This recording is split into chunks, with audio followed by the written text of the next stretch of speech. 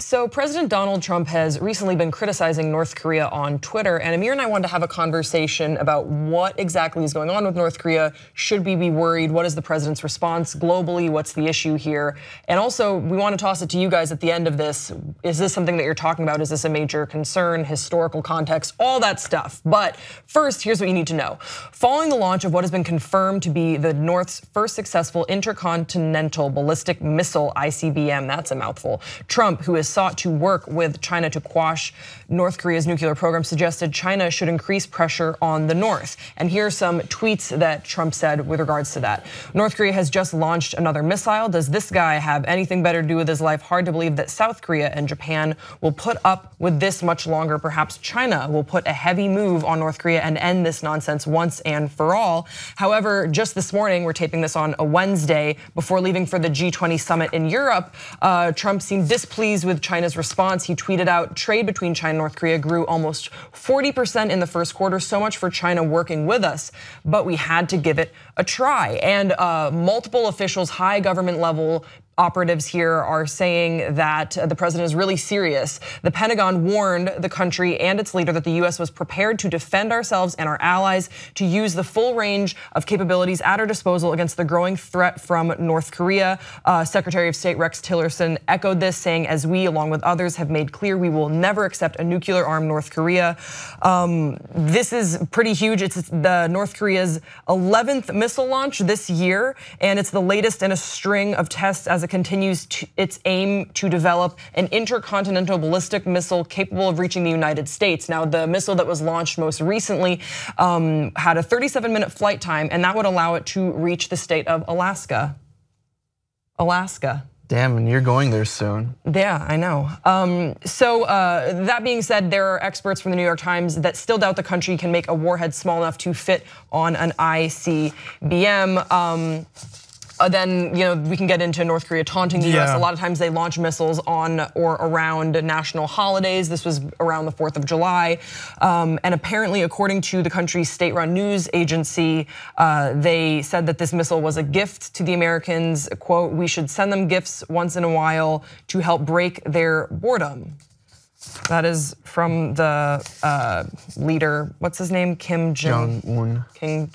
I'm actually pretty happy I know it's one of the Kims, but I think he's such a piece of shit with what he has done to this country that I'm fine with not knowing his name. Yeah, it's fine. So Amir, this was a story that you recommended that we cover, that we talk about. I wanna know what your angle and take on it is. I'm just curious to see from you, from like everyone, are you scared? Are we scared? Are we going through what people went through in the 50s and 60s?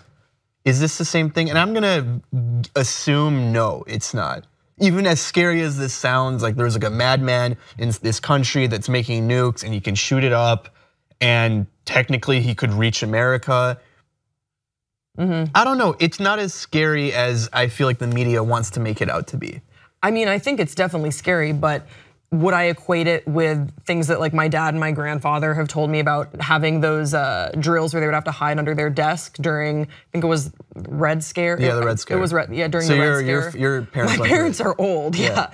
And my dad remembers like crawling under a desk and having these drills because there was the belief that. Yeah, it was way worse back then. And I've been reading a lot about it and listening to like Dan Carlin's podcast, but back when America first used a nuclear weapon, the period like the 10 to 20 years after that was like the most dangerous because like apparently like they were more willing to use nuclear weapons as an option as we are now. They didn't have like all the various like things that they do now to like try to lessen nuclear weapons. Yeah, like and agreements. It was actually on the bargaining table that like we can use nuclear weapons, and that's like kind of where foreign policy went to between us and Russia. And just like imagine, so North Korea having a nuke is one thing, but I'm trying to put it into perspective to like maybe like it won't be so much of an existential fear for us. But back in 1962, for instance, the Russians brought nuclear weapons to Cuba. Yeah. Imagine how much scarier that would be today if an island right next to us had nuclear weapons. But then also, one part of this story that was left out, so we have like an amazing missile defense system. I sound like Donald Trump when I say that, but it's called NORAD, and we actually followed the nuclear launch that that North Korea just did for 37 minutes until it fell into the ocean. So we're so protected when it comes to these kinds of things. But I guess the question is, what do we do? What do you do? And also, it seems like what you're asking is the North Korea scare and having the president of the highest order from the highest office tweet about it. Is it a political move to use sort of fear as a prop to make sure that people are sort of scared into voting for him again because he's taking care of it. He's taking a hard stance on North Korea. This is a real imminent threat. I want to align myself with President Trump.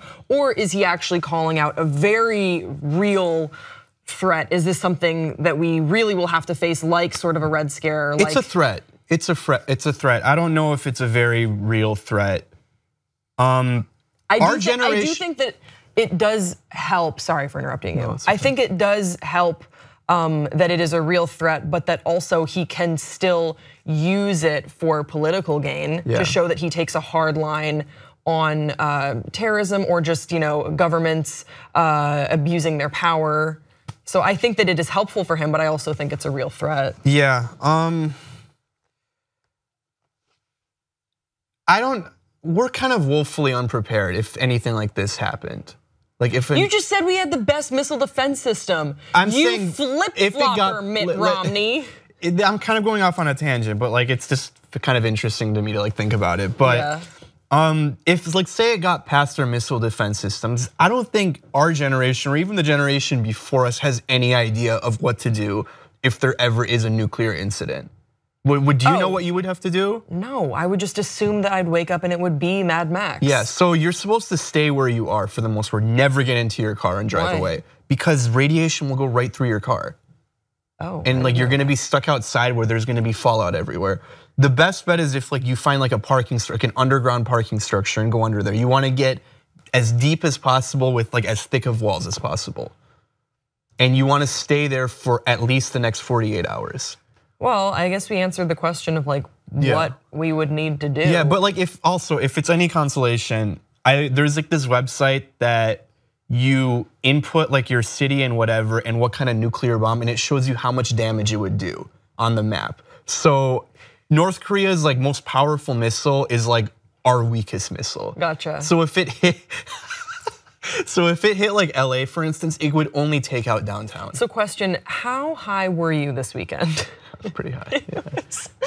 No, it's really interesting, but I was like, I can see you going down this rabbit hole. There's no murder with friends, so I can't stay up late. Friends. Yeah, so we gotta do this. Yeah. No, I think it is an interesting story, and I'd be really curious to hear from you guys if this is a story that you're paying attention to. I know there's a lot of noise in the news right now, a lot of hate from the news media, but there are some real stories and issues that we should be talking about. And is this something that you care about, that you're concerned about? Have you gone down that rabbit hole like Amir has? Don't forget to subscribe to this channel, and we will see you next time on Pop Trigger.